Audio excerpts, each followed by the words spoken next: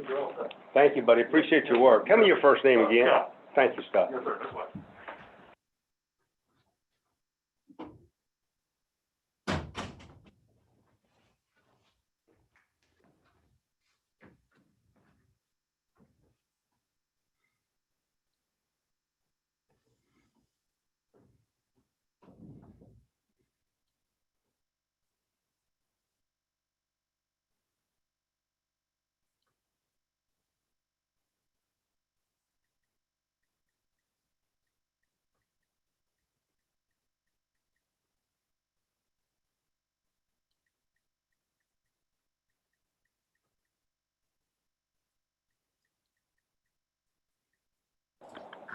Chloe, is everybody in attendance today, do you know?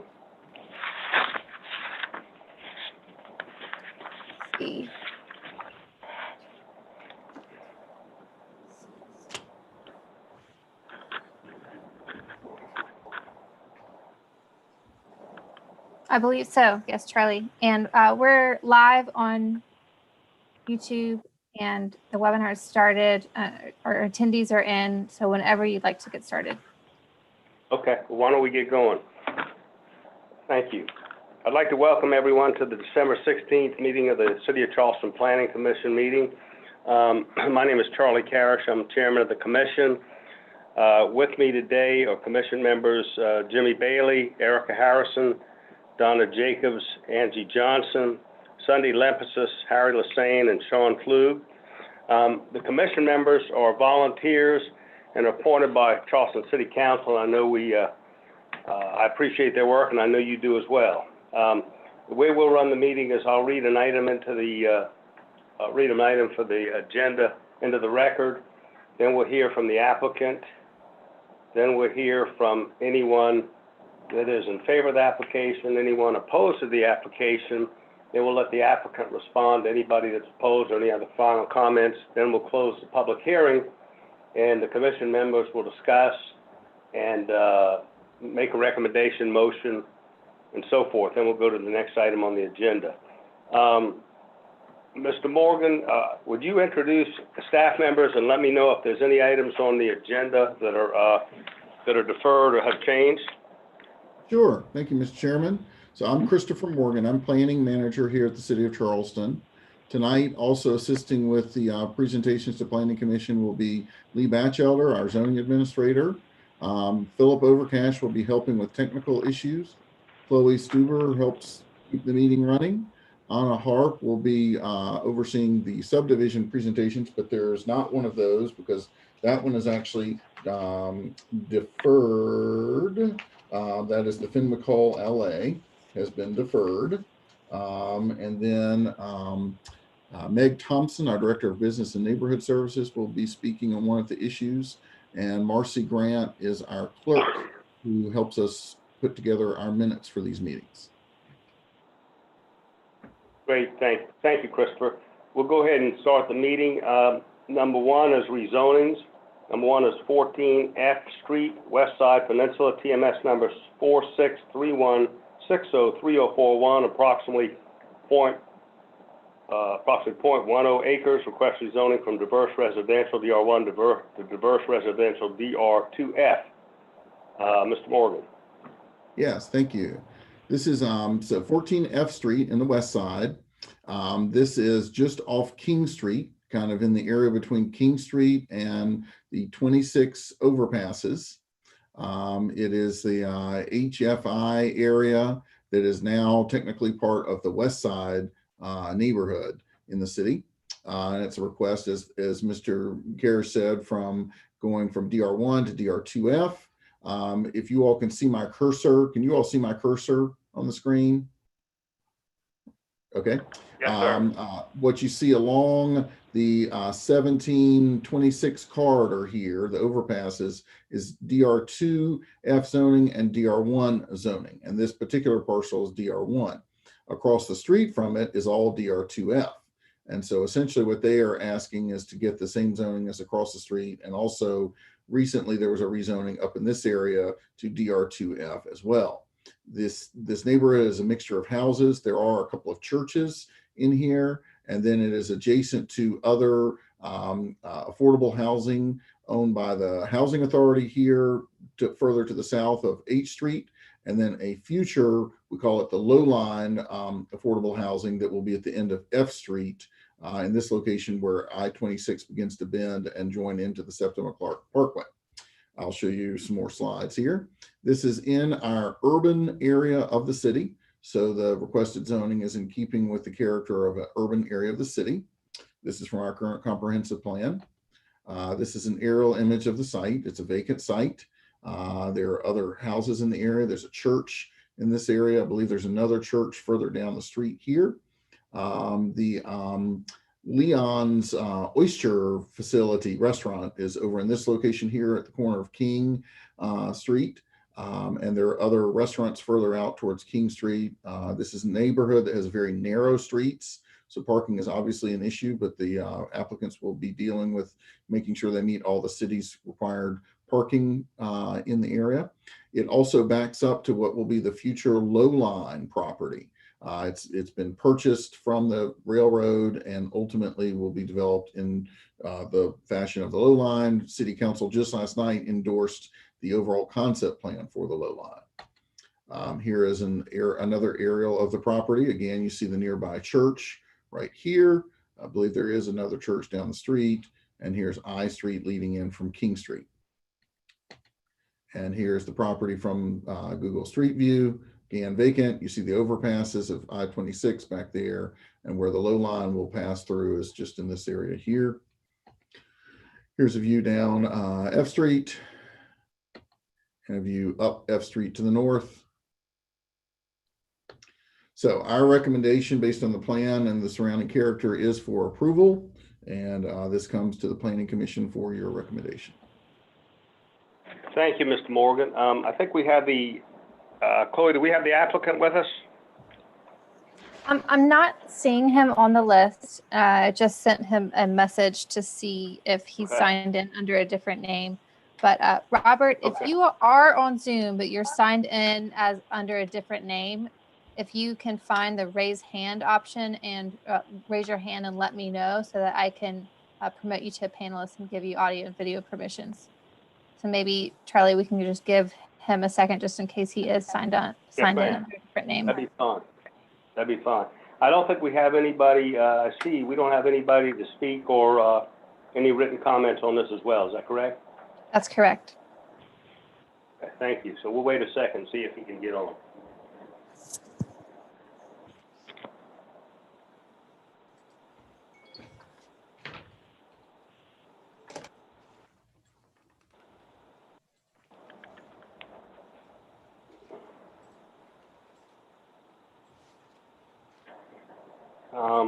Chloe, I don't know, again, why don't we go ahead and we can, if he gets on, we can listen to him.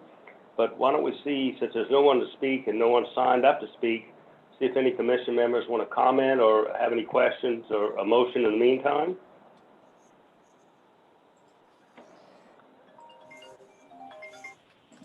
He's calling me now, Charlie. Okay. Hold on one second. Okay, thank you.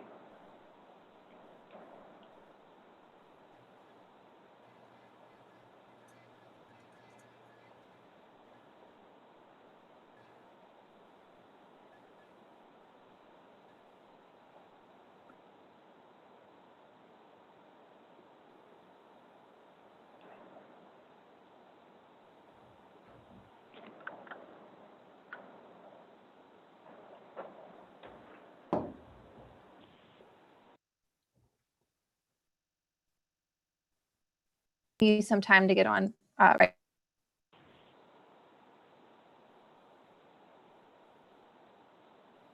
You getting them involved or what? Yes, he's signing on right now. Thank you.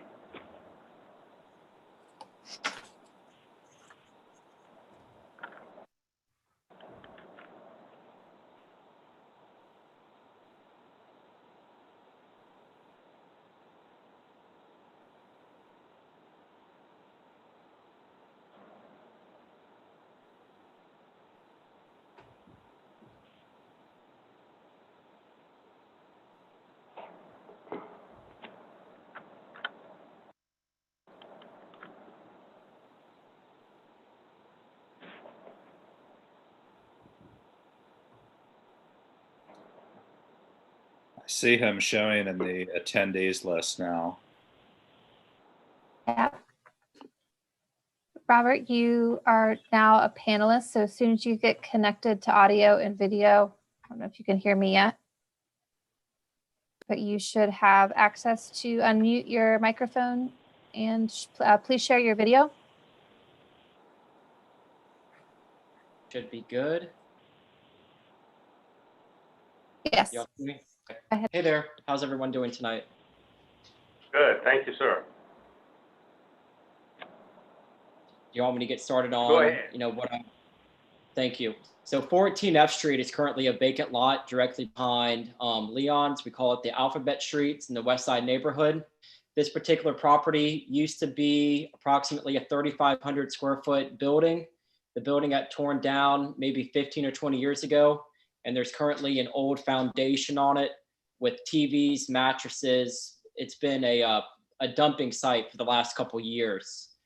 It's actually one of the largest one of the largest lots over in that neighborhood. Most of the neighborhood, I'd say maybe 70%, is zoned DR2F. As you see, the neighbor to the right here has a duplex in the front. It's a duplex in the rear. This would complement the neighborhood, in my opinion, have it rezoned to DR2F. I received letters of support from several neighbors, as well as the West Side neighborhood itself. I went and talked to them and they gave me their good graces. They're just excited to see something built back here. If you're looking to the left down F Street, I can count 4 abandoned homes right there. Most of F Street is either abandoned or vacant currently. And the neighborhood was just excited to see some growth along this corridor. And what we also thought was cool is we would try to incorporate our development plans into the future Low Country Low Line that should be going in directly behind. And that would increase, mass transit, bike transportation. We would offer 2 off parking spots for each. And we think that this would be a great project for the neighborhood.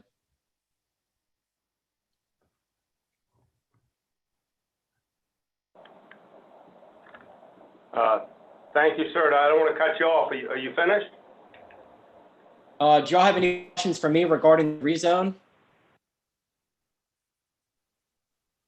I don't know that we do right now, but if we do, we'll come to you. Is there anything else you want to add? Yes, sir. No, sir. All right. I just Thank you, hope to sir. have your Appreciate it. support. Thank you. Thank you. Appreciate it. Thank you. Since there's no Yes, one sir. signed up to speak in favor or opposed, we'll close the public hearing aspect of this, and I'll ask any commission members if they have questions, comments, or motion. I'll move for approval. I'll second Ms. that. Lemphasis moves for approval. I'm sorry. Is there further discussion in a second? I'll second that, Charlie. This is Harry.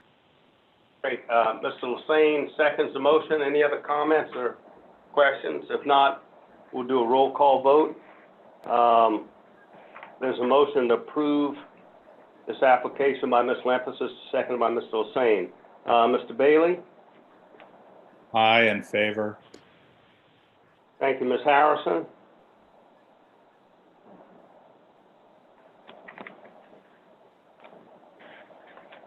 Is she with us? He is. I'll She come is back. on mute. Okay. Ms. Jacobs? Aye, in favor. Ms. Johnson? Aye, in favor. Great. Ms. Lemphasis? Aye, in favor. Mr. Lassane? Aye, in favor. Mr. Flew? Aye, in favor. And I'm in favor. Ms. Harrison, are you with us now?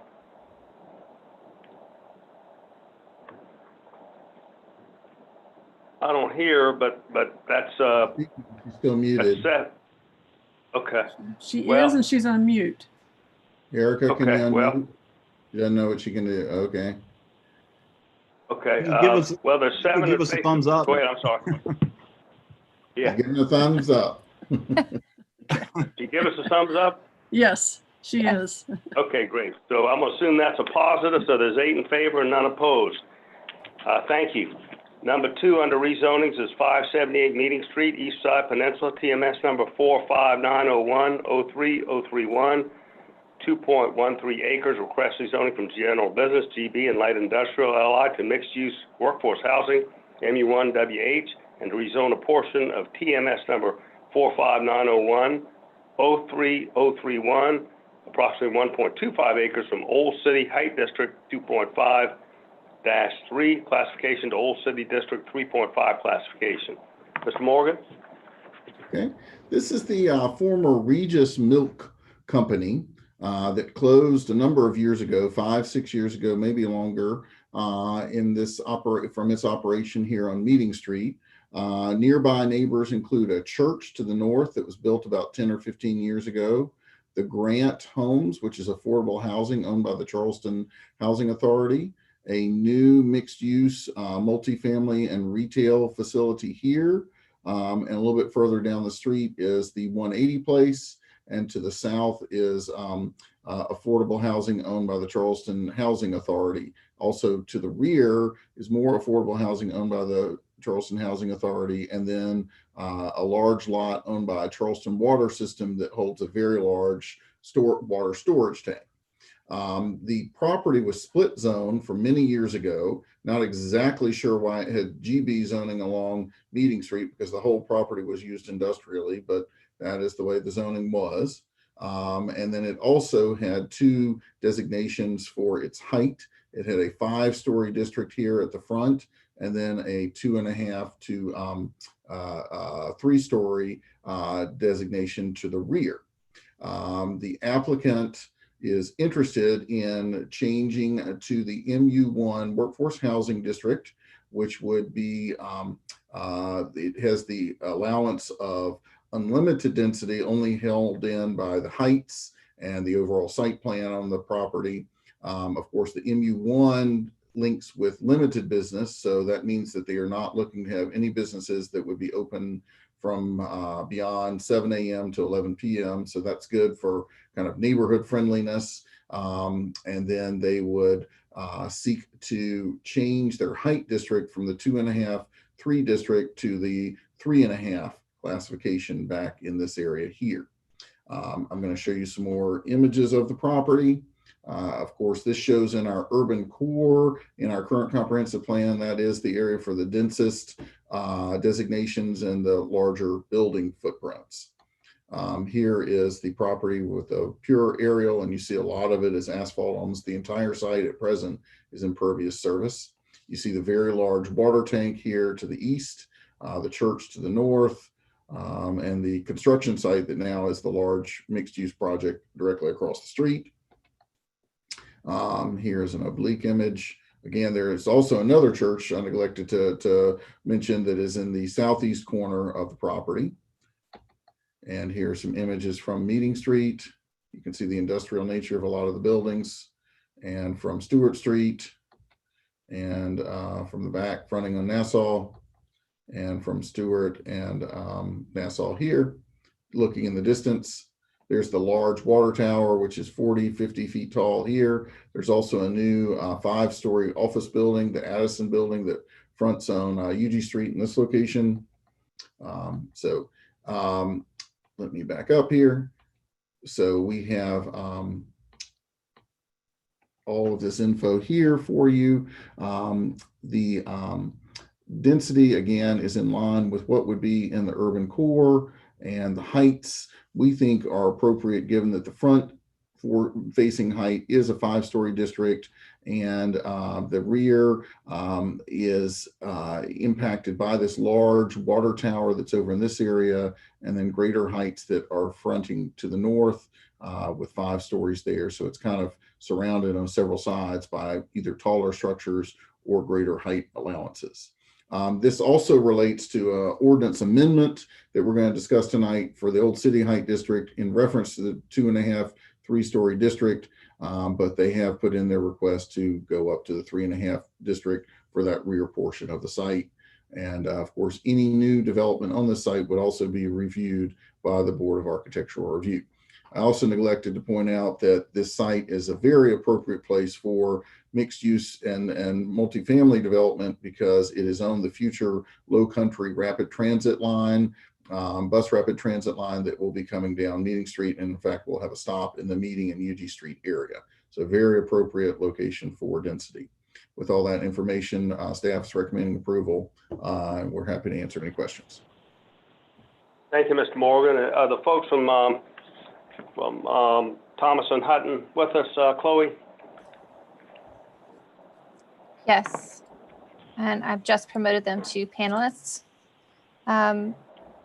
Tony, Jimmy, and Lynn, if you could please share your videos and feel free to go ahead and start whenever you are unmuted. You folks go ahead whenever you're ready. Thank you. Okay, great. I'll start. Mr. Chairman, thank you very much for hearing the presentation tonight. My name is Tony Woody. I'm a civil engineer with Thomas and Hutton Engineering Company, 682 Johnny Dodds Boulevard in Mount Pleasant. With me tonight is Lynn Meyer, who's representing the buyer for the property and the developer, and also Jimmy Walker, who will be working on the architecture for the project. We appreciate the city working with us. We've been working with them for the past few months. We've been through the sketch plan Wednesday, presented a building, got some comments, and have made some adjustments accordingly. And the project is generally going to be about 210 multifamily units and approximately 5,000 square feet of small shop retail. And with that, we will be happy to answer any questions you or the board may have. Thank you, Mr. Woody. It's good to see you. We hadn't seen you in a while. Yes, sir. It's good to be back, or at least seen. Great. That's great. Good to see you. So, Chloe, I think we have on this I don't see anyone opposed or in favor, but I think there's a comment. Is that correct? Correct. Yes, from Cash and Derley. I'm going to give her permission to speak. Thank you. Okay, Cashin, you should be able to. Good evening. Can you hear me? Yes, ma'am. Thank you. Great. Cashin Derley with Historic Charleston Foundation. Mr. Chairman, I would be remiss if I did not begin my remarks by giving recognition to my friend and neighbor, Commissioner Donna Jacobs, who was recognized by City Council last night with the 2021 Robert Ballard Award for all of her fantastic volunteer contributions, which are many to the city. So she got amazing accolades from City Council last night. So I thought she deserved some accolades from the Planning Commission as well. And I didn't mean to embarrass her, but I thought she deserved a shout out. Great. Thank you. Anything else you want to add? But I agree with you on Ms. Jacobs. Well, I didn't sign up. I didn't sign up to speak about her, but I wanted to add that. But I do have some comments about 578 Meeting Street. We are energized by the possibility of a redevelopment at the Regis Milk site. We did first learn about that the site was being proposed for redevelopment when city staff came to us with a need to address a provision in the old City Height District zoning code, which is actually on the agenda for discussion later this evening. HCF is supportive of the rezoning request from general business and light industrial to mixed use workforce housing, both because MUWH is a less intensive use, but also because the rezoning will contribute hopefully to the availability of workforce housing stock on the peninsula. However, with regard to the request for increased height from District 2.5/3 to District 3.5 on the rear portion of the property, we'd like some more information to feel comfortable with this rezoning request. The rear portion of the property does back up to the water tower, but it also backs up to Charleston Housing Authority complexes that are 1 and 2 stories and 2 churches. And not knowing details or intentions for the project, and since the 3.5 height district can mean 4 stories for architectural merit, we do have concerns about scaling to the housing. We have concerns about the precedent that this could set. And respectfully, HCF requests a deferral to allow the public to learn a little more about this proposal before the rezoning moves forward. Thank you, Ms. Crowley. There's no one else to sign up to speak or any comments on this. Mr. Woody or Mr. Morgan, would you like to comment? Or Mr. Woody, would you like to comment on the concerns or clarify anything?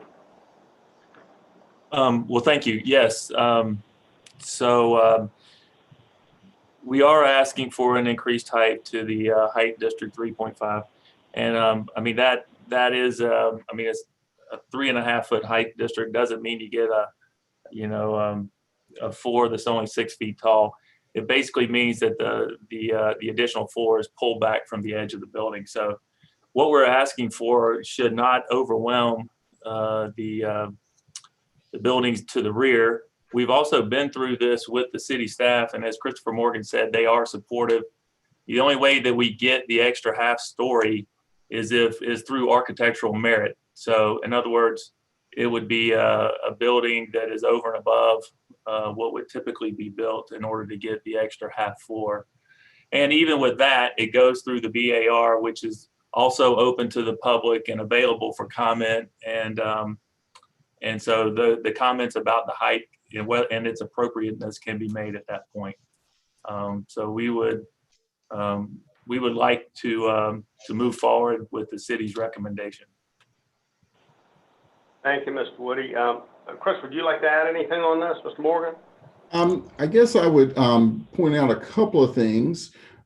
First off, if you look at the context of this property and where the height change is, so the entire location, I hope you all can see my cursor, but the entire location on the north side of Stewart Street backs up to a height district that is a 5-story height district here. So on this side, there's a 5-story height district. The entire chain area here, of course, fronting on Meeting Street, is a 5-story height district. You have in this area here, fronting on this whole portion of Nassau Street, essentially a 4 to 5-story large water tank that's underneath here. And then the lower scale 1 and 2-story buildings start over here, but they're more across from the church. And the church is adjacent here. And I believe that Mr. Woody had discussions, and his team had discussions with this church and had a degree of support from this church because they're the most directly impacted here. But we feel like with the context of the surrounding area and the character of the surrounding area, that this change is in keeping with what would be there and what could be there in the future. Great. Thank you, Chris, for clarifying that. And thank you, Mr. Woody. That'll close the public aspect of this. And I ask if there's any questions from commission members or motions or need any clarification. This is an interesting piece of property. Anybody who's been to Charleston for a while, it's like a part of history, I think, around here. So I appreciate it. Commission members, any questions, comments, or motions? Mr. Bailey has his hand raised. Mr. Bailey, you go ahead. Just a clarification. I think Christopher just answered most of it, but the front portion on Meeting Street, that's 5-story now and remains 5-story, correct? Correct. And the back portion is going from how many stories to the 3.5? Current district is called 2.5/3. So 2.5 or 3 stories in the rear, and the request is to go to 3.5. So essentially a half-story increase request. Thank you. Any other questions, comments, or motions from commission members? Mr. Chairman. Ms. Jacobs, you go ahead. And Ms. Jacobs, I want to say before you start, I heard the comment earlier from Mr. Olay, and I agree with her. You're one of the hardest working neighborhood people and commission members I know. So thank you for your efforts. Thank you. Now you go ahead. Thank you, Mr. Chairman. I appreciate that. Also, clarification, it was said that the review would go through the BAR on the design of this building. Is that my understanding too? That is correct. Yes, ma'am. Right. Because I went out there to look at it, because just looking at it visually in the packet, it looked like a no-brainer. But when I got out there, there is a lot of low profile, like churches and housing around it, even though they're in properties that are currently zoned for height. And then it made me a little nervous, but it sounds like to me that if you're already 5 stories in the front, and it's not a huge story change in the back, I mean, that water tower is there, but it's so far away. I'm gonna, with hesitation and knowing that it's under BAR review, move for approval. Thank you, Mr. Chairman. Thank you, Ms. Jacobs. I'll Any second. other comments? Or second by Mr. Bailey. So there's a motion by Ms. Jacobs, a second by Mr. Bailey. Any other comments? And if not, we'll go to a roll call vote. Mr. Bailey? I in favor. Ms. Harrison? I in favor. Great, thank you. Ms. Jacobs? I in favor. Ms. Johnson? I in favor. Thank you. Ms. Lephasis? I in favor. Great. Mr. Lassane? I in favor. Mr. Flug? I in favor. Great, and I'm in favor as well, so that's 8 in favor and none opposed. Thank you all, and again, Mr. Woody, good to see you as well. We'll go to the next item on the agenda, which is Ordinance Amendments, number 1, to amend Chapter 54 of the Code of the City of Charleston zoning ordinance by amending Section 15 of Section 54-306 Old City Height Districts and the footnotes to the Old City Height District chart in Section 54-306X. I think Mr. Batchelder is going to present. Is that correct?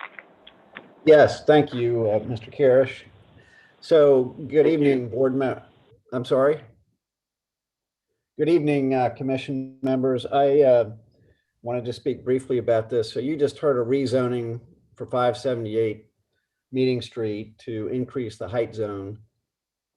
And this ordinance is intended to amend language in the current regulations that would prohibit city council from approving that increase in height at 578 Meeting Street. And it wasn't until we started talking to the applicants who were requesting that increase in height at 578 Meeting that we realized that there was this footnote at the very end of the Old City Height District regulations that basically says city council can't approve an increase in the height.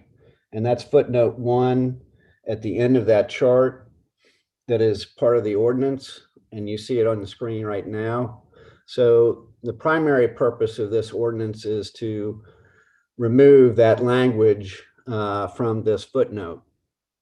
And when we looked at it a little bit more closely, we saw that there was a need to amend the language in footnote number 2, just to make it clear that when you rezone a 412 height district, you can only do that if you're rezoning from the Upper Peninsula zoning district to another base zoning district. So that's a technical issue. But when we presented this to the Historic Charleston Foundation and the Preservation Society to get their feedback, they said, well, we really want some additional language in the ordinance to address these requests for rezoning to a higher height district. So we've added this language in an attempt to provide you and the city council with some guidance as to what should be considered when we do get these kinds of requests. So that is essentially the purpose of the ordinance. We think that was a good suggestion. We agree with that, and we incorporated that change into the ordinance. So we hope that you'll recommend approval of this ordinance so we can take it to city council. Thank you, Mr. Batchelder. I think Chloe, we have Mr. Olay signed up to speak, or is it just a written comment? Yes, she signed up to speak. Great, thank you. Good evening. Hello again. How are HCF you? I'm well. Thanks for having me again. HCF is very supportive of this ordinance amendment, and we respectfully request the commission's approval of the ordinance this evening. Mr. Batchelder did a really nice job of explaining it, and I'd like to thank him and Mr. Morgan for reaching out to us for input on the proposed change. And as Mr. Batchelder pointed out, I'd like to commend your attention to the language in section 1, which we are particularly excited about, as it establishes evaluatory criteria for future height districts rezonings. And lastly, as part of the conversation that we all had with planning staff on the ordinance, we talked about addressing shortcomings in the definition of architectural merit in section 54, 306.17 as well, which has been an ongoing issue at the Board of Architectural Review. There are some interpretation issues that need to be addressed that'll assist both BAR applicants and members, and we look forward to working on that with the commission and staff in the coming year. Thank you. Thank you, and thank you for your organization's work on this as well, and your suggestions. They're always helpful. Chloe, I don't think we have anyone else signed up to speak or any written comments. Is that correct? No one else has signed up to speak, but we do have a written comment from Aaron Minigan, the Preservation Society of Charleston. I'll read that now.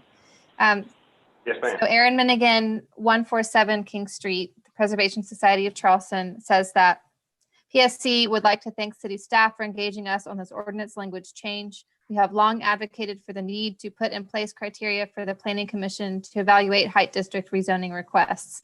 We are supportive of the proposed new language incorporated under Chapter 54.306, subsection 15, that establishes parameters for height district rezonings based on compatibility with surrounding character and context. Great, thank you, ma'am. That'll conclude the public hearing part of this. And I'll ask any commission members if they have questions, comments, or motions.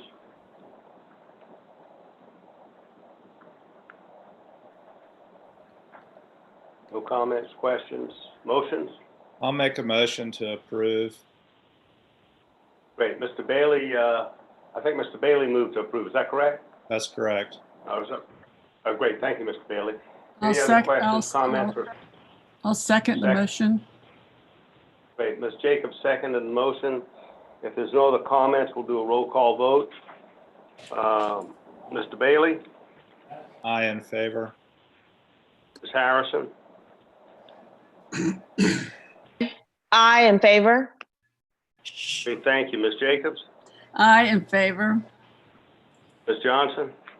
Aye, in favor. Great. Ms. Lampasas? Aye, in favor.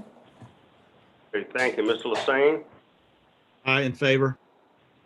Great. Mr. Flug? Aye, in favor. Great, and I'm in favor as well, so that's 8 in favor and none opposed. Next item on the agenda is Ordinance Amendment number 2 to amend Section 54 of the Code of the City of Charleston zoning ordinance by changing Part 4, accessory uses of Article 2, land use regulations, to add a new section, 54-214, outdoor dining services, to authorize the use of new or additional space for outdoor dining services. Mr. Batchelder?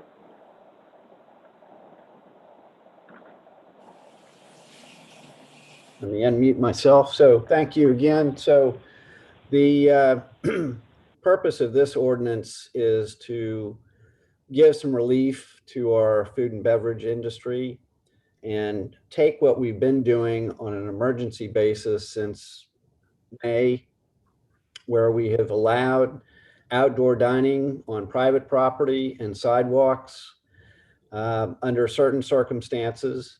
And if they satisfy certain conditions, they're allowed to do this. But those emergency ordinances only last for 60 days and they have to be renewed. And so to do this in a way that justifies the expense of investing in furniture and maybe outdoor improvements to these spaces is an important consideration, and the 60-day emergency ordinance provisions just simply don't give people that kind of confidence. So we thought we should do something on a more extended basis And so that's the purpose of this ordinance, is to simply take those current rules that we have and extend them out through January 10th of 2022, a full year and then some, and give those businesses the opportunity to take advantage of these outdoor spaces if they have that capability, and provide some additional space for dining. So that's the purpose of the ordinance. Happy to answer any questions that you might have. The ordinance that we've got in effect right now under the emergency provisions, we've had about 41 applicants go through our process and receive those permits. Most are sidewalk dining. Some, I think 14 of them are on private property. And I'm sure there probably will be a few more that come along in the coming year. But they've worked really well, and we really haven't had complaints from other folks, neighborhoods, or whatever about these temporary situations. And I might just also add that Meg Thompson, who is in the meeting with us tonight, can speak to the outreach that we've gone through to develop this ordinance and bring it to you. Sure. Thank you, Lee. Good evening, Planning Commission. First, as Director of Business and Neighborhood Services, I also have to echo my congratulations to Donna Jacobs on her very well-deserved award.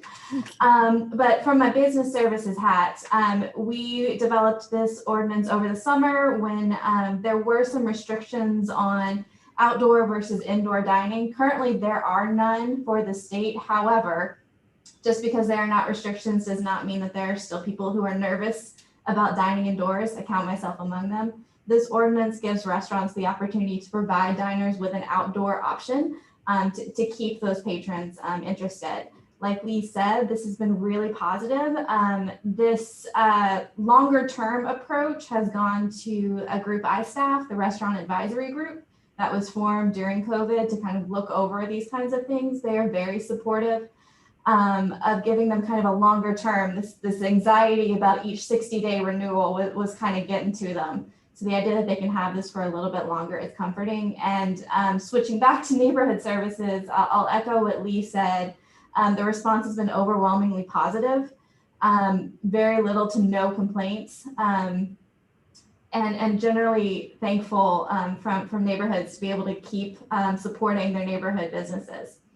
And with that, I'll turn it back over. Great, thank you. Lee, anything else you want to add?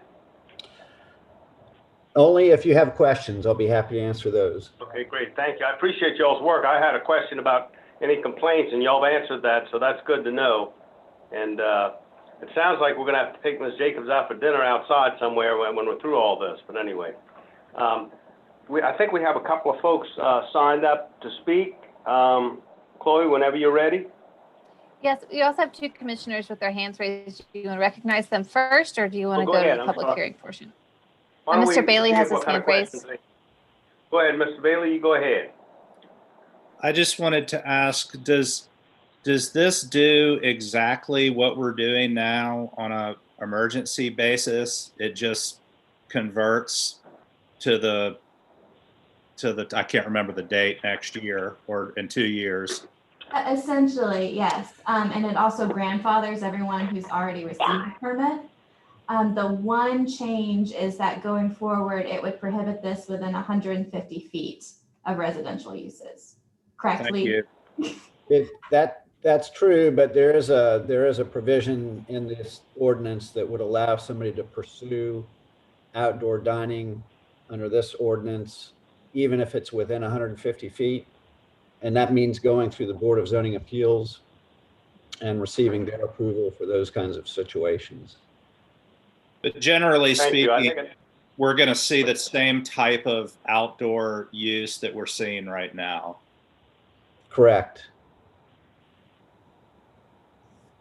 That's all. Thank you. Was there another? Great, thank you, Yeah. Ms. Bailey. Was there another commission member? Yes, Ms. Jacobs has her hand raised. Ms. Jacobs, you go ahead. I just wanted to congratulate staff because this really is an exciting opportunity. Even in non-COVID time, it's fun to sit outside and eat. So I really applaud all the work. My question is, I've noticed a couple of places and restaurants that kind of have barricaded, I think along maybe Cannon Street, where they're actually out into parking spaces. Yes. Is that part of this ordinance or not? It is not. That is a separate pilot program that I'm actually working on with the Traffic and Transportation Department. Okay. Those are called parklets, where we're actually taking over parking spaces, and we're working with SCDOT on those. They have tons of requirements. For example, the types of barricades that we use, those orange Jersey barriers that you'll see at Babas on Cannon are one of their requirements. They require neighborhood buy-in, but it is a separate process from what this ordinance would do. Okay, so this is only with moving out onto a sidewalk in front of your establishment and maybe into a private lot that you have acquired next to it that might have been used for parking in the past or something of this nature. So those are the only things.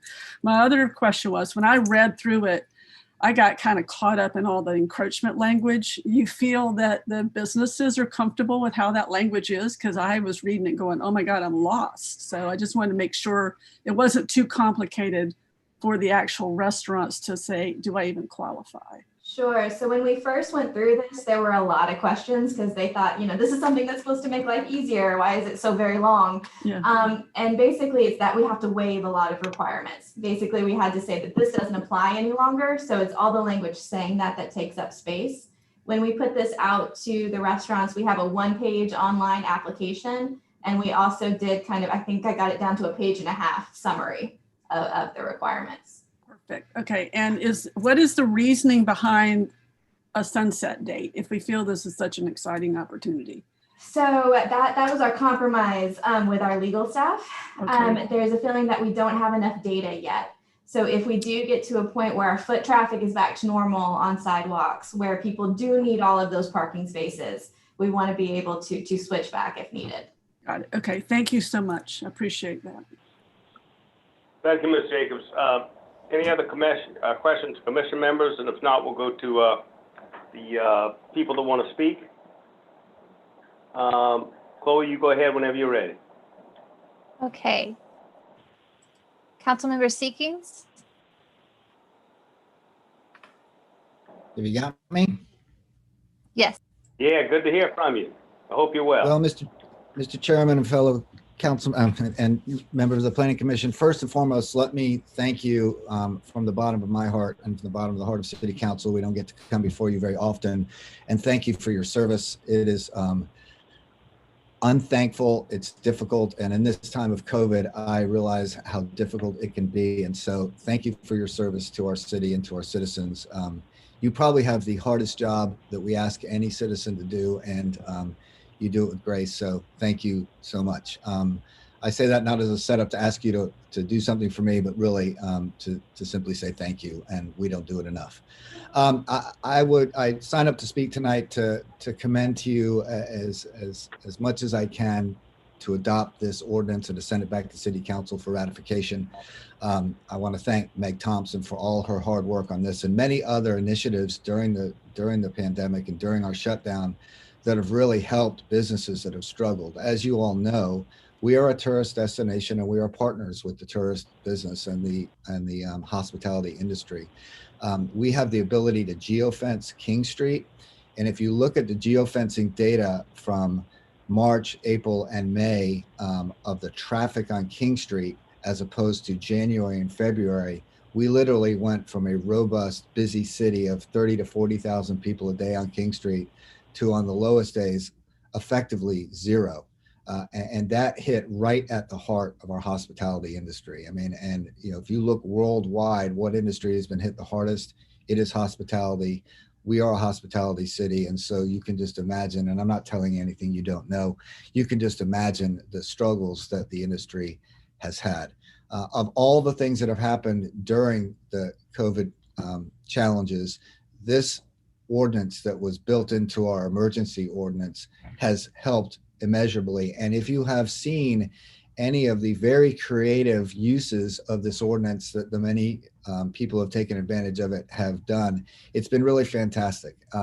I can just tell you, as a council member in downtown at District 8, I have heard exactly 0 complaints, and I mean hundreds, if not thousands, of compliments on the way that the industry has rallied around this and done it in a responsible way.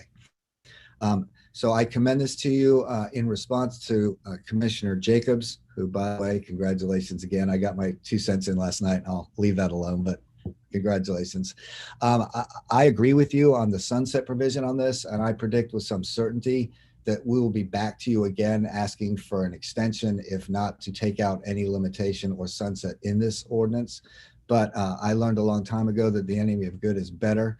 So for now, I would ask that you pass this ordinance and send it back to us for ratification as it's presented, recognizing this is an opportunity in our zoning code to be partners with a very important industry and with a responsible group of business owners who have really been hit by the pandemic. So I have been honored to be a part of the Friday after, we call it the Friday Afternoon King Street group, where we meet it for every Friday afternoon. And I can tell you Meg runs those meetings, and that group I think is wildly in favor of this as well. So unless you have any questions of me, I will look forward to my next city council meeting where we take this up and give it first reading.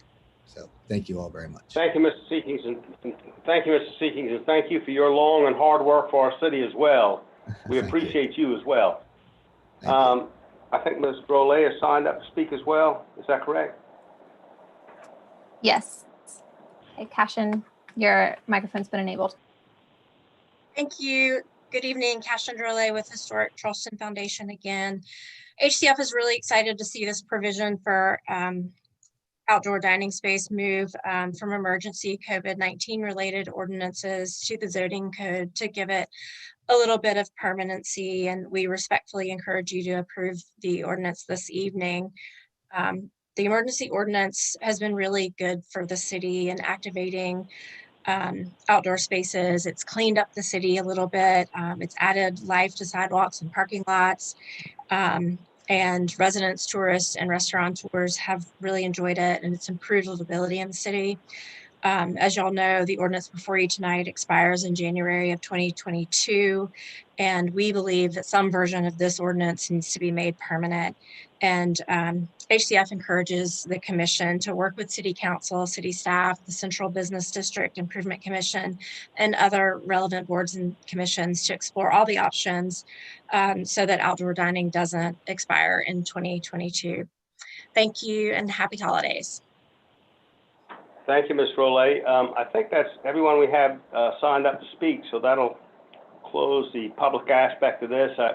I talked to a lot of restaurant folks, and they seem to be very excited. Unfortunately, with the pandemic, it's hurt them, but this has given them a little bit of relief. And I was so glad to hear, because I know originally, I think some neighborhood groups had concerns originally, and that seems to have worked out, and we don't hear any complaints, which is great. And I think everybody's doing what they're supposed to, so thank you. Comments, questions, or motions from commission members? I'll move for approval. I'll second. Ms. Lempsis moves for approval. Is that Ms. Johnson, I think, second? Great. Any other comments? If not, we'll go to a roll call vote. Mr. Bailey? I enthusiastically in favor. Great, enthusiastically in favor. That's so one check. Ms. Harrison? I in favor. Great, thank you. Ms. Jacobs? Aye, waiting for that dinner, Charlie, in favor. Got it. Coming up. Ms. Johnson? I am also enthusiastically in favor. Great, thank you. Ms. Lempsis? I also enthusiastically am in favor. Wow. Mr. Lassane? I ditto in favor. Is that enthusiastically or just ditto? Oh, that's very enthusiastically, Mr. Chairman. Okay, great. Mr. Flug? I enthusiastically in favor. Great. I'm going to be enthusiastically in favor too. So it sounds like it's 8 in favor and none opposed. So that'll pass and move on. The next item is Ordinance Amendment number 3 to amend Chapter 54 of the Code City of Charleston zoning ordinance by changing Part 16 or 16 cluster development of Article 2 land use regulations to add a new section 54-299.16, providing that cluster developments will no longer be permitted for new developments. Mr. Batchelder, I believe. Nope, Mr. Morgan, I'm sorry. Actually, I'm going to do this one. Thank you, Mr. Chairman. So this is continued. You all had deferred this at your meeting last month, and it's back before you. And you had given us a number of questions and things like that that you wanted answered, and we're going to kind of go through those and hopefully get a lot of your questions answered. This is the actual ordinance that would have a sunset on this cluster zoning option. Of course, it was given a first read by City Council, so it has a pending ordinance at present, so you're not able to use these types of or start a process with these types of developments at present in the city because of the pending ordinance that Council gave it in October. We have the information that you all requested. You'd asked for what has and has not worked with the existing cluster development ordinance. You asked for an overview of the proposed conservation ordinance intended to replace the existing cluster development ordinance. You asked what the interplay is between all accessory dwelling unit provisions in the existing cluster development and reference conservation development ordinance and the ADU ordinance. You asked for the anticipated timeline for adopting the reference conservation ordinance, and you asked for the anticipated impact on developers during the period between the sunset and the cluster development ordinance and the referenced conservation ordinance. So just as background on this type of zoning, cluster conservation, whatever you want to call it, this is what essentially it allows for. And this is a super simple drawing, but it gives you a good sense of, you know, on the left versus on the right, you have the same number of units, but you have a much more environmentally sensitive design. Purpose of a cluster development is to provide an alternative to traditional subdivision design requirements, and those are typically based on minimum lot standards. In most of the city, in our suburban areas, you typically have SR1, which is a 9,000 square foot lot. So the image on the left is very typical of 9,000 square foot lot subdivisions that we traditionally see in the city. And you have the stormwater facilities, things like that. You have the roads, and you still have the same access point essentially on the main collector there on the left. And on the right, you have what we view as, you know, a little bit more of a creative design that would meet, you know, the types of designs you see in a cluster ordinance, where you preserve more of the green space, you make the lots much smaller. It is true, but it allows for more of green space to be preserved. You saw a number of articles about this kind of well, not articles about this kind of thinking, but articles about the impact of loss of tree cover, things like that, in the Post and Courier this weekend, as a matter of fact. Moving on, we are going to give you a little bit of background on the existing approved cluster developments. Not all of these have been built. There are 12 of them. I'm not going to list every single one of them, but on the right, you do see an image of, I believe it is the Sea Air development that's on James Island.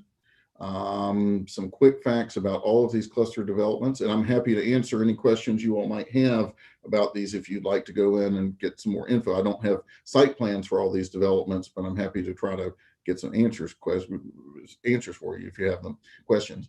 But the average size of these 12 developments is about 22 acres, so they aren't our biggest developments. The average number of units is about 58, so you end up with about 2.6 units per acre. That's a really important figure to see because SR1 allows for 4.8, I believe it is, units an acre. And so essentially these are developing actually less densely than some of the existing zoning allows for. They also are found in areas of conservation zoning, which is I'm sorry, not conservation zoning, rural residential zoning, RR1, which is a 3.5 units an acre density. Again, 2.6 is less dense than that. The approximate open space that all these developments have preserved in the city by virtue of their site plans is about 140 acres. And again, those 140 acres, in all likelihood, a good bit of it would have had, you know, larger lots subdivided across them. There are some wetlands in that area, but there still would have been some highland that would have turned into two lots if the cluster ordinance had not been in place. Successes and areas for improvement. So we've seen the preservation of open spaces I just mentioned. We've seen how you can better preserve clusters of trees rather than just individual specimen trees, and how use of vegetation and natural features can enhance drainage systems. They help to mesh our suburban and rural areas to keep the rural areas looking a little bit more rural while you're still achieving some of those suburban types of densities. Areas of improvement, and this is after extensive staff analysis over the past 18 months or so of the existing cluster L developments. They have extraneous impervious surface, so we need to tighten down on how much impervious surface there is. They have varying levels of low impact development practices and integration of site features into stormwater management, into the stormwater management plan. They also have varying quality of the open space, so that needs some work. And they have an excess of new tree plantings versus conservation of pre-development clusters of trees. So then we move on into other things you were looking for. Overview of the conservation ordinance. So this is the ordinance that we have designed that ultimately staff was working on as a replacement for the cluster ordinance. It would reduce the maximum impervious surface that was just cited before in the issues that staff has found with the current cluster ordinance. It requires low impact development practices be used in stormwater design. So it's an actual requirement, not just encouraging. It adds a pre-application site review meeting to identify conservation features and pre-development hydrology before designing the site layout and to assess appropriateness of the site for conservation design standards. So there's a whole lot more upfront that is required with this new conservation ordinance. It also enhances open space requirements, and it enhances tree conservation requirements and adds provisions for affordable housing and accessory dwelling units. And that is an item that is super important, we think, from a staff standpoint, because the city, as our work on our comprehensive plan is showing, as we will be showing in much more detail to you all when we get a report from our housing consultant, but this city is in a housing crisis. We are greatly deficient on affordable housing, and accessory dwelling units are a huge nationwide proven method of helping with affordable housing issues. Also having affordable housing provisions just in any new zoning ordinances we create, we think is going to be super critical as we move forward to try to get our city out of this housing crisis. Additional responses that you all had, what is the interplay between the ADU provisions in the existing cluster development and reference conservation development ordinance and ADU ordinance? So it's important to understand that ADUs are permitted in the current cluster ordinance without any affordability requirements. Now, to do an ADU in the rest of the city, you do have to meet the affordability requirements. In the clusters at present, you didn't have to. The anticipated time frame for adopting the reference conservation ordinance, and that moved to 2021 because we realized that we needed the data, the goals, the background from the comprehensive plan to help folks like the Planning Commission, like you all, and our council understand the important need for this conservation ordinance. All the data that's going to be in this comprehensive plan. So we want to get that to everybody first before really moving forward with the conservation ordinance. And then the anticipated impact on developers during the period between the sunset of the cluster development ordinance and the reference conservation ordinance. We do have some developers that have wanted to start the approval process for cluster development, and they are having to wait for the new ordinance to be ratified. That would be the effect of the sunset clause on the current cluster ordinance. All the other developments that already have their approvals could move forward over time, but new ones that are coming in, we know of at least 2 that were starting a process in the last few months that have gotten kind of shut down on this. So, I think overall, from a staff standpoint, this is something that is coming from our city council. So we have presented it to you all as, what the city council has moved forward and asked you all for your opinions on. And then you all gave us a lot of questions at the last meeting that I hope I've answered, but I'm happy to spend more time on answering any other questions you all may have, and other folks on our staff would be happy to help as well. Thank you, Mr. Morgan. Why don't we hear from the people that have that signed up to speak, and then we'll take questions from commission members.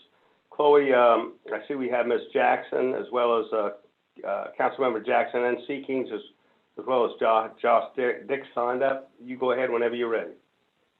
Actually, Councilmember Jackson did not sign up to speak. That was my error. And Councilmember Seekings did sign up to speak, and his microphone has been enabled. Great, thank you. Councilmember Seekings, whenever you're ready. Thank you. Thank you, Mr. Chairman, and I will be brief. And thank you for allowing me not once but twice to speak to you all. It's a rare treat. The one thing about this ordinance that I would change immediately and would vote to change is the name. I think it's unfortunate. I just think it gives it really a bad taste. It is an attempt at conservation, and as Mr. Morgan pointed out, there are some adjustments that need to be made to it. As I listened to his presentation, and if I came to this cold, I would have thought that he was in front of you tonight speaking in favor of us adopting this ordinance, not abandoning it and completely eradicating it from the city code, which I would ask that you do not do tonight. I think this is something that should be done in conjunction with the comprehensive plan, done in conjunction with a conservation ordinance and merged, but to simply abandon a piece of our legislation and wait some period of time going forward, I think is kind of inconsistent with where we are. This did, and Mr. Karras reminded me, and it made me sit a little lower in my seat, that I've been doing this now for a while. I'm now beginning my 12th year on council. This did come to you from council, and I think it's probably odd you've got a council member sitting here asking you to sort of put the brakes on this for a second. But it came in a different configuration. It came through the Community Development Committee, did not come from City Council as a whole, and then was reported out. So we as the applicant, the city, we haven't had a public hearing or an opportunity from the public to be heard on this because we don't allow public comment at our city council committee meetings, as you know. And as an applicant, I think really it's incumbent on us to put this out there and get some comment back from the public. I will point out that this ordinance as it stands is really an ordinance that is the only one we've got out there if you're going to build something like Mr. Morgan showed you, as opposed to your typical 1950s looking suburban square development, something that is thoughtful and is consistent with one of the things we've worked on so hard, and that's water management. And that, thank you, Christopher. I mean, if you look at that, while the lots are smaller, the actual amount of public and accessible space and usable space for things like water management and conservation is much greater. And ultimately, I hope through our comprehensive plan and through and some amendments and adjustments to what I hope we will call a conservation, not a cluster ordinance, we'll be able to get there. But to go dark on this and just simply eradicate this, I would ask that you sort of put the brakes on that and let us do our job as applicant on the front end. Put this out there, notice it. I know that this affects and is eligible in a number of zoning categories, SR1, SR7, RR1, conservation. Who knows how many properties this actually affects, but we probably need to get it out to them and get some input. So I know that you all had some concerns and some questions at your last meeting.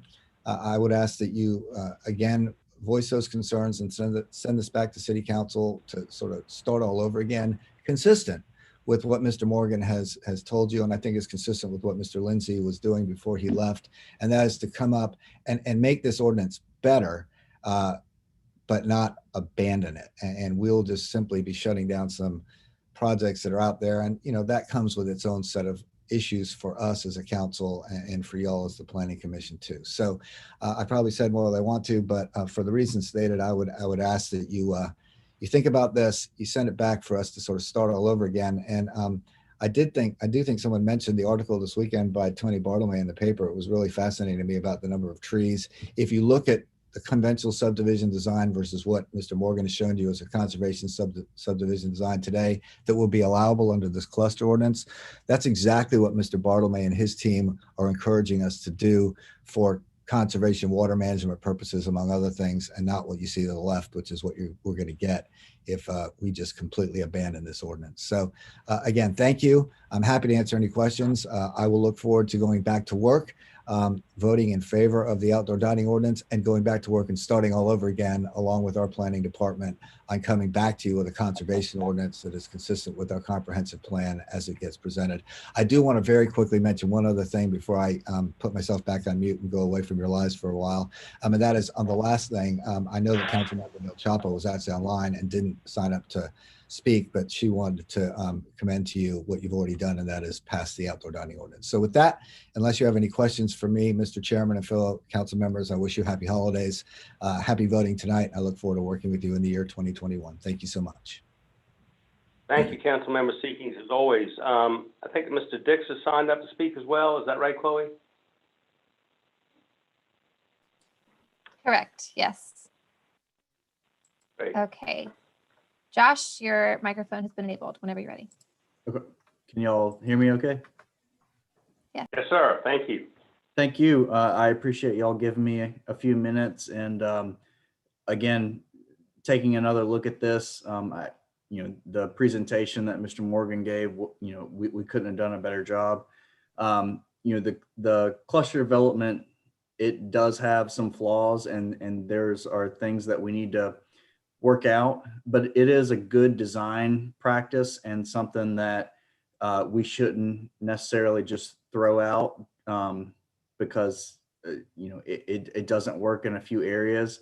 Our recommendation would be that if we do want to sunset this provision, have it be in concert with the conservation design ordinance that hopefully will come online sometime in 2021 and during the summer.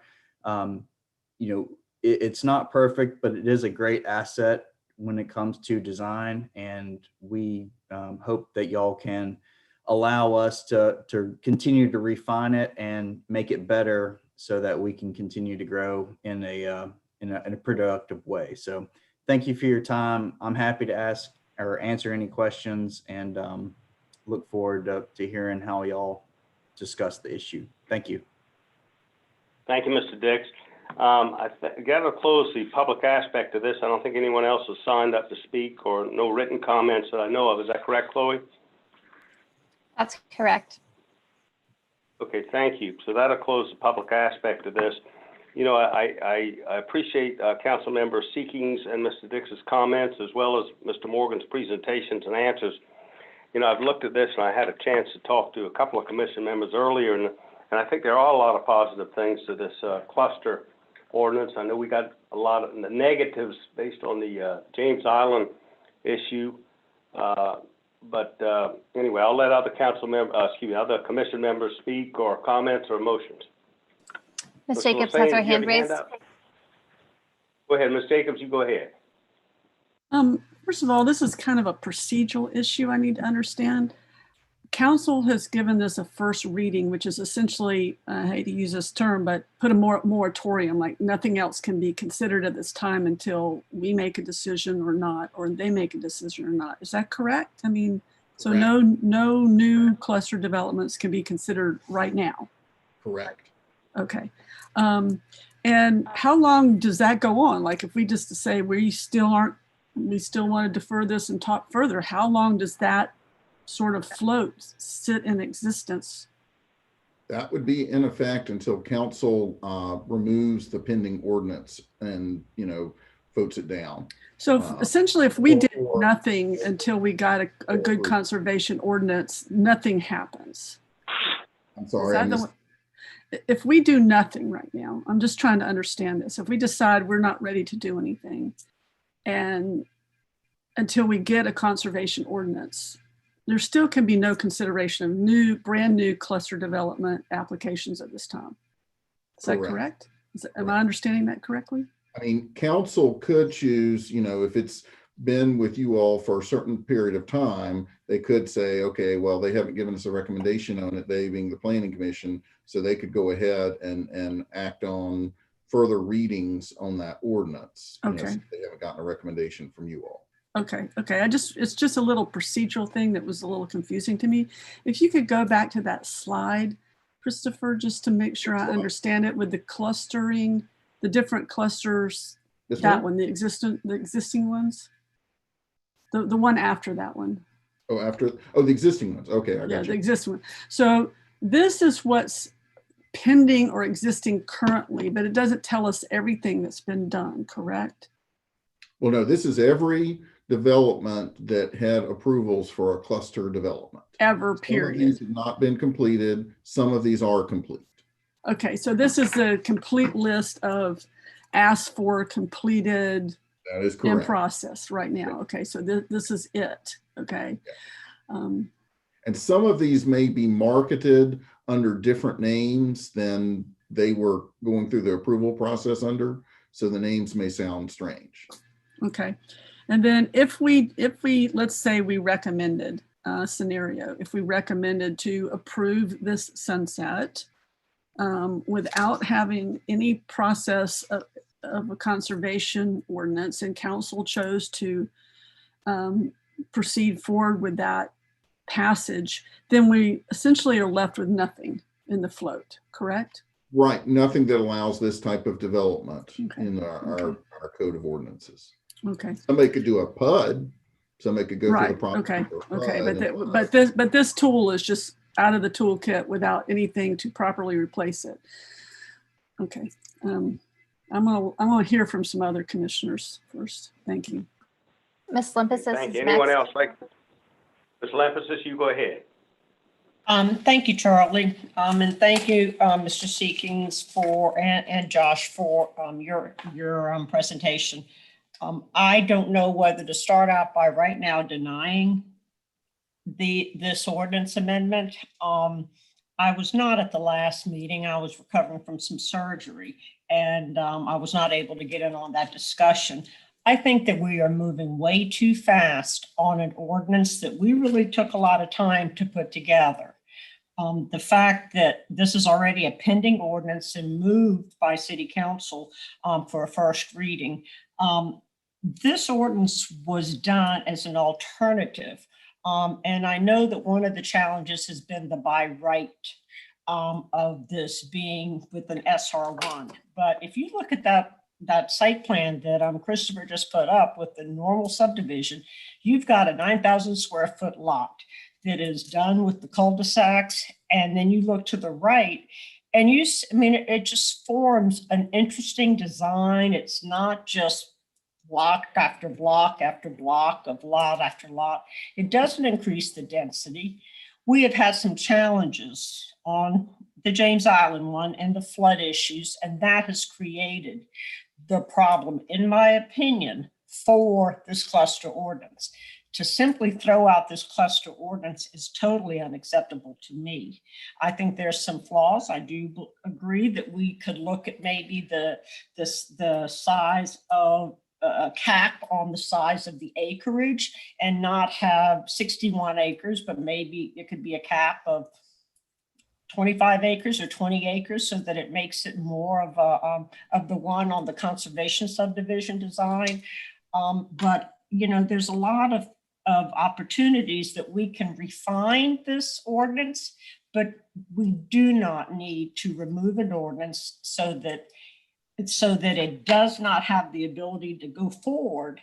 And if we defer tonight, then we have no opportunity. It's a pending ordinance, and then it kind of leaves it in the air. And I don't think the conservation ordinance. I think that we should take some components of that ordinance that and allow some of that language to be in a new cluster ordinance.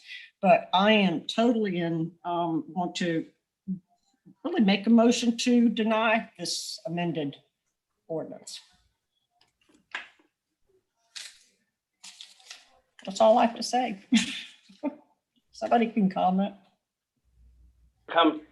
Thank you, Ms. Limpis. It's kind of like the cluster becomes a bad word. We were talking earlier, and that gathering place was a bad word, and that got changed. I think that's what we were discussing earlier with you, that on the James Island issue, and that got removed. But I think the cluster become a bad word, and I don't think it needs to be. But go ahead, other commission members. Mr. Lassane is next. Lassane, you go ahead. Thank you, Mr. Chair. I'm going to turn my video off just to make sure that my audio is clear. I'm so grateful for Councilmember Seekings and comments, as well as the presentation from the staff. This was my sense at the last meeting, and I think I was the one that asked for the condition to be that a presentation be made about what the strengths and weaknesses have been as we've implemented this. Because I wasn't aware that that there was any major problem with the ordinance that would merit us just throwing it out completely. And so, you know, for example, Christopher, you just jumped over go back to the one with the aerial view of Sea Air. I mean, I'm familiar with this neighborhood. It's not far from where I live, and it's beautifully done. I mean, it's a very nice neighborhood, and it's attractive homes and, you know, nice families living in a beautiful part of James Island. And I think to take an example, and if Christopher, go back one slide. I mean, go back two, I'm sorry, the one with the chart of all the existing, yeah, right there. I'm sorry, it's one more back. The footnote on there about the oh, this one. Oh, I know where you're talking. Sorry. The footnote on the description of there we go. Yeah, Fleming Park cluster development. I mean, that is there is a problem with that development, but it is not related to the cluster ordinance. And so, you know, I'm grateful for, I wasn't aware of the specifics of how this got to us, and I'm grateful for Councilmember Seekings to let us know that. But you know, on the merits of this ordinance, I think it's a mistake to throw this out when we don't have a suitable replacement. I'm all for fixing any issues that we have, and I think these areas for improvement that are up here on this slide that we're looking at are quite valid, and I'm eager for us to be at the point where we can do that. But I think to throw this out now is a mistake, and I think it's incumbent on us, so that we don't have this pending ordinance that hangs around until the conservation ordinance gets passed.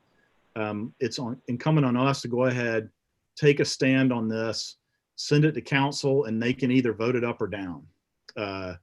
And so I will second the motion that Ms. Limpus has made to deny the application. Thanks. Thank you, Mr. Lassane. Other comments, questions, commission members? Ms. Harrison is next. Ms. Harrison, you go ahead. Thank you. I have to agree with Harry's comments, and also I'm glad that we do have this, you know, compare and contrast in front of us. I think I think my struggle with this is our ability to move forward and strongly advocate for denial of this ordinance. Is how do we empower, I guess, you know, Christopher and planning staff to recognize the importance of this ordinance? How as a commission do we overcome the hurdle that is in front of us, which is the pre-ordinance doctrine? Because, you know, they are required to have a second and third reading, but at second and third reading, it may either happen or not happen.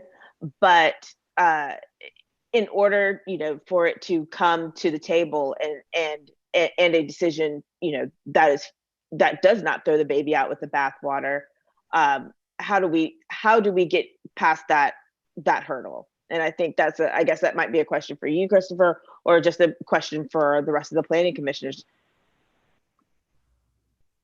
Christopher, you want to take that on? I think if we deny it, if the wind says, the wind blows and we say we want to deny this, I think the message ought to be to City Council that we understand that the cluster needs some improvements, but we don't think you throw the whole thing out. But anyway, Christopher, you go ahead. Yeah, I would just say that, you know, from a planning standpoint, we really feel like a tool like this is very, very important. We've realized that there are flaws with the current ordinance, but we do have some successes with the current ordinance, and even the ones that have garnered the most public ire, the ire has been about things that weren't directly related to the way the conservation design was done. other than there are public comments about, oh, the lots are so small, the houses are close together, that kind of thing. So, it's different from conventional suburbia, particularly in an area where you've got, mostly conventional suburbia. But, I think there are some values to this. But I wish I could say that we were prepared and ready to go with the conservation ordinance. But because of the tremendous task of pulling the whole comprehensive plan together and the huge importance in getting that data that we're pulling together for the comprehensive plan and helping to justify the new conservation ordinance, we can't really say that we'd get that ready faster than getting the comprehensive plan together and recommending it via the comprehensive plan. Thank you, Mr. Morgan. Other questions, comments of commission members? Mr. Bailey? Mr. Bailey, you go ahead, sir. Ms. Harrison expressed some of the same anxiety that I have, given the fact that it did come as a first reading, I think on a unanimous vote, but Councilmember Seeking's comments tonight allayed some of my concern. And I think we just have to have confidence that, given Mr. Morgan's presentation, if it's anywhere similar to the one we've seen, I can't imagine someone arguing in favor of this right now. I mean, just in terms of the trade-offs, it just almost seems to be a no-brainer. I know there aren't no-brainers, but I think we have to have confidence that City Council is going to do the right thing, and I'm going to support the motion. Great, thank you, Mr. Bailey. Any other comments, questions, Ms. commission Jacobs. members? Ms. Jacobs, I've been waiting for you. You go ahead. Back to me.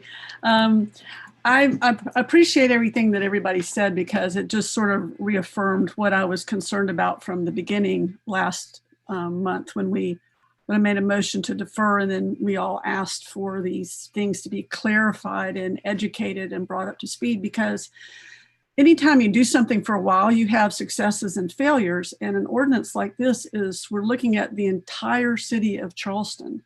And if there have been successes in some places, we can't just throw out an ordinance because there was a failure in one place. And that made me nervous to throw out a citywide ordinance that we could tweak and just make better, which I think that's what we're trying to do.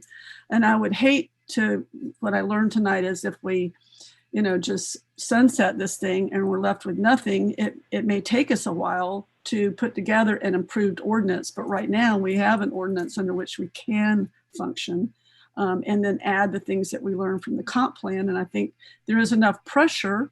I mean, we have 2 council people on the call, or maybe even 3 with Marie, that sort of are suggesting that we should, be expeditious in this. But we're going to learn from our comp plan and make a better ordinance.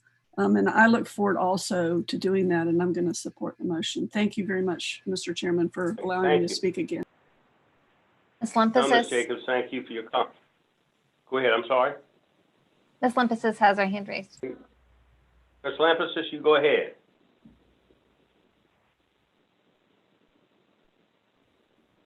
Oh, I'm sorry. Sunday, you with us? Yeah, I am sorry. I just wanted to point out to what Mr. Morgan just said. I don't really think that the new conservation ordinance has really anything to do with the cluster. I know that y'all were trying to swap one out for the other, or that was the recommendation. But whatever time frame you do on that, I think that our cluster ordinance needs to stay in place and we refine it. And then we work on that separately, and really, it really has no bearing, in my opinion, on the new cluster ordinance. And so I'd like to just put that out there so that all the other commission members know where I'm coming from on this. Thank you, Ms. Lymphosis. And again, I'm gonna reiterate, I think this whole cluster from the Central Park issue has gotten the bad stigma, I believe, in my mind, anyway. Other commission members' comments? If not, we'll do there's a motion by Ms. Lymphosis, and I think seconded by Ms. Losane. Mr. Losane has his hand raised. Go ahead, Mr. Losane, you go ahead. sorry, I don't want to belabor this. I just wanted to urge everyone that I think it's important that we give this an up or down vote tonight so council gets a very clear message from the Planning Commission about our approach to this. So I kind of feel where this is headed, so I'm going to be quiet and let us take it. Thank you, Mr. Lassane. Good comment. If there's no other comments, we'll go to the vote. I believe there was a motion by Ms. Lempers, a second by Mr. Lassane to deny this ordinance amendment. Mr. Bailey? In favor. Great. Ms. Harrison? I in favor. Great. Ms. Jacobs? I in favor. Great. Ms. Johnson? I in favor. Thank you. Ms. Lampers? I in favor. Mr. Lassane? I in favor. Great. Mr. Flug? I in favor. Great, thank you. And I'm in favor as well. So that's 8 in favor of denying this. And hopefully we can reach out to council members and let them know why we're denying this. That we don't want to throw the whole thing out, that we think it needs some work. But anyway, so this is 8 to deny, none against. Next on the agenda is zonings. Since the subdivision request is deferred, zonings number 1, 2891 Doncaster, Hickory Hill, West Ashley, TMS number 3581 00087.31 acres, request rezoning of single family residential SR1, and single family residential R4 in Charleston County. Mr. Morgan? And Mr. Chairman, you pretty much gave the salient points of this case. Brought into the city recently was R4 in Charleston County, and the surrounding stuff in the city is SR1. So that would be the most appropriate category. Great. I don't think anyone signed up to speak on this, have they, Chloe? No, they haven't. Great, thank you. So that'll close the public aspect. Are there questions of commission members or a motion? Move for approval. Great. Mr. Lassane moves for approval. Is there a second? I'll second it. Great. Ms. Johnson, thank you. I'm going to read the roll call. Mr. Bailey? I in favor. Great. Ms. Harrison? I in favor. Great. Ms. Jacobs? I in favor. Great. Ms. Johnson? I in favor. Great. Ms. Lampasas? I in favor. Great. Mr. Lassane? I in favor. Mr. Flug? I in favor. Great, and I'm in favor, so that's 8 in favor and none opposed. The last item on the agenda is zonings number 2, 333 Fleming Road, units C1-34 and D1-D4, Cross Creek, James Island, TMS number 34307-00113-120, and a portion of 34307-00193.29 acres, request rezoning. Request zoning of diverse residential DR1F. It was zoned single-family residential R4 in Charleston County. Mr. Morgan? And this is a kind of unusual one. This is off of Fleming Road, just south of Maybank Highway. It's just before Fleming Road starts to shift into a little bit more of a job center or industrial type of character. But this was a 32-unit townhouse development that was built probably 20, 30 years ago. And for whatever reason, the 8 units in the back corner were not brought into the city at the time that it was developed. And new ownership took it over recently, and they realized the difference in the water bills and how complicated it was. I think it's all a rental development, and they wanted to bring it in the city, which they are in the process of doing.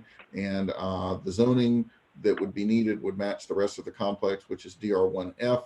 And that is, these are existing units, so we have recommended approval of that zoning. Great, thank you. And I see no one signed up to speak, so that'll close the public aspect of this. Commission members, questions, comments, or motion? Move for approval. Second. Mr. Lassane moved for approval. Who seconded? I'm sorry. Mr. Flug? Jimmy. No? I think Jimmy did. Oh, Mr. Bailey? Thank you. Great, thank you. Thank you, Ms. Jacobs. So moved by Mr. Lassane, seconded by Mr. Bailey. We'll go to a roll call vote. Mr. Bailey? Aye in favor. Ms. Harrison? I in favor. Great. Ms. Jacobs? I in favor. Great. Ms. Johnson? I in favor. Great. Ms. Lampasas? I in favor. Thank you. Mr. Lassane? I in favor. Great. And Mr. Flug? I in favor. Great. And I'm in favor, so that's 8 in favor, none against. So that zoning is now done. I think that concludes our agenda. I'd like to wish everyone well, I know we're all glad that we're winding down to 2020, but I hope everyone has a very healthy and happy and safe Christmas and New Year and Hanukkah. So I appreciate all of y'all. Any comments? Congratulations to Donna on your award. That's well deserved. And the only thing I can say about it is, why did it take them so long? Should have done this years ago. Excellent question. Can we make a motion that, go ahead, can we make a motion that this is Donna Jacobs Day at the commission? I'd like to make that motion. It's not official in the city, but from the planning commission, this is Donna Jacobs Day. Thank you. Thank you. Y'all are all being very kind. It's been a very humbling process, so, so thank you. Donna, it's been a pleasure to have you on this commission. I mean, I have seen a lot of members come and go, and what you have done to learn and read about all of the ordinances and go to every single solitary application that's on our agenda. I can't tell you how much I appreciate that and how delighted that I am that you are on this commission. So when I leave, I know that you're going to take over and be in great hands. Wow, Cindy, that's high praise. High praise. I thank you so much. Very gracious. Thank you. No. Merry Christmas, Donna, everybody. I think everybody, thank you. I think everybody appreciates your work, but you're so involved in the neighborhoods and the city, so we appreciate everything you do. Thank you. And thank everybody for their work, and have a happy and healthy holiday. Merry Christmas, everybody. Merry Christmas. Happy holidays. Cheers. Happy holidays. Merry Christmas. Bye. Good night, everyone.